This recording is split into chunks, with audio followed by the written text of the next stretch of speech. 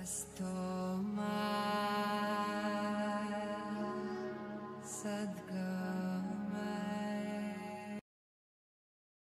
ఓం నమో హిరణ్యగర్భాయ నమః. అందరికి శుభోదయం. ఈరోజు మనం బ్రహ్మదేవుని పగలు మనవంతరాలు అంటే ఏమిటి, 14 మనువులు ఎవరు, సృష్టిలో వారి పాత్ర గురించి తెలుసుకుందాం.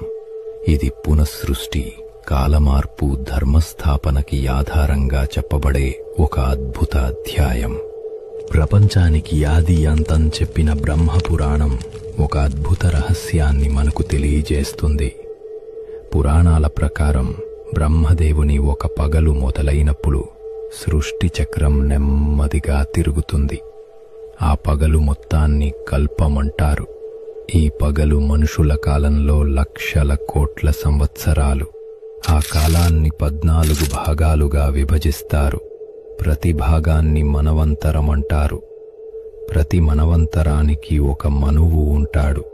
అతడే ఆ యుగానికి రాజు, ధర్మాన్ని స్థాపించే నాయకుడు.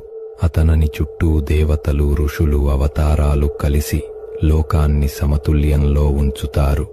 పగలు సమయంలో సృష్టి, అవతారాలు, ధర్మస్థాపన జరుగుతాయి.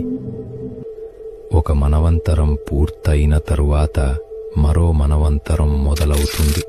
ఇలా 14 మనువులు, 14 మనవంతరాలు పూర్తయినప్పుడు బ్రహ్మదేవుని ఒక పగలు ముగుస్తుంది. అంటే ఒక కల్పం పూర్తి అవుతుంది. కల్పం 4.32 బిలియన్ సంవత్సరాలు. ఆ పగలు పూర్తయ్యాక బ్రహ్మదేవుడు విశ్రాంతి తీసుకుంటాడు. ఆ విశ్రాంతినే బ్రహ్మరాత్రి అంటారు. ఆ సమయంలో సృష్టి మొత్తం లీనమవుతుంది. రాత్రి కూడా అంతే సమయం ఉంటుంది. ఒకరోజు రాత్రి కలిపితే బ్రహ్మదేవుని ఒక అహోరాత్రం. తరువాత ఆయన మేల్కొన్నప్పుడు కొత్త సృష్టి కొత్త మనువులతో మొదలవుతుంది. ఇప్పుడు 14 మనువుల పేర్లు తెలుసుకుందాం. మొదటిది స్వయంభువ మనువు.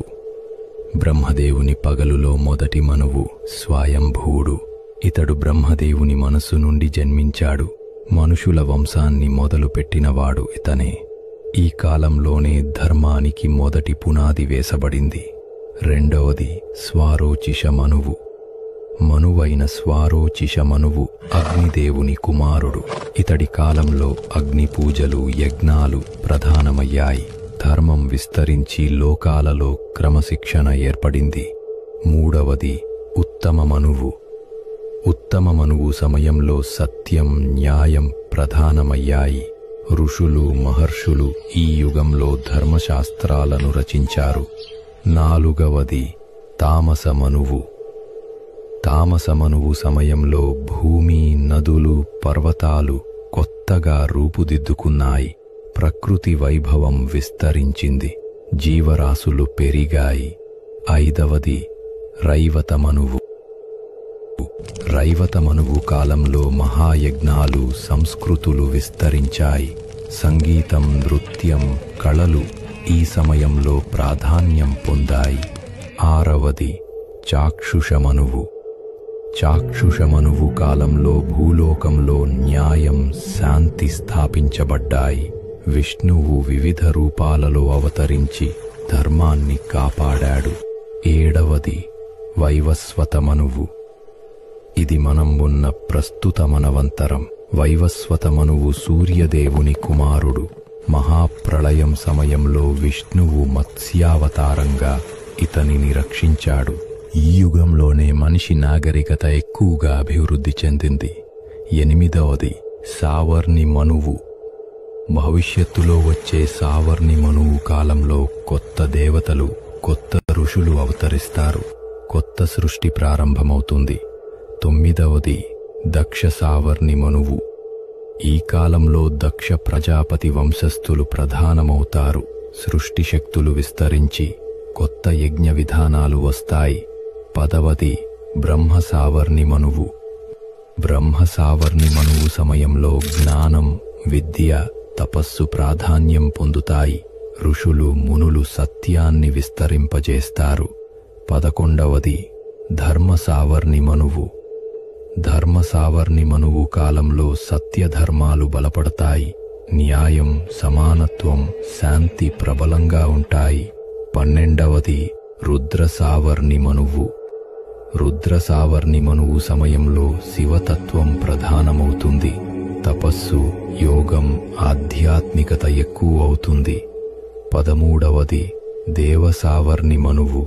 దేవసావర్ణి మనువు కాలంలో దేవతల ప్రభావం పెరుగుతుంది.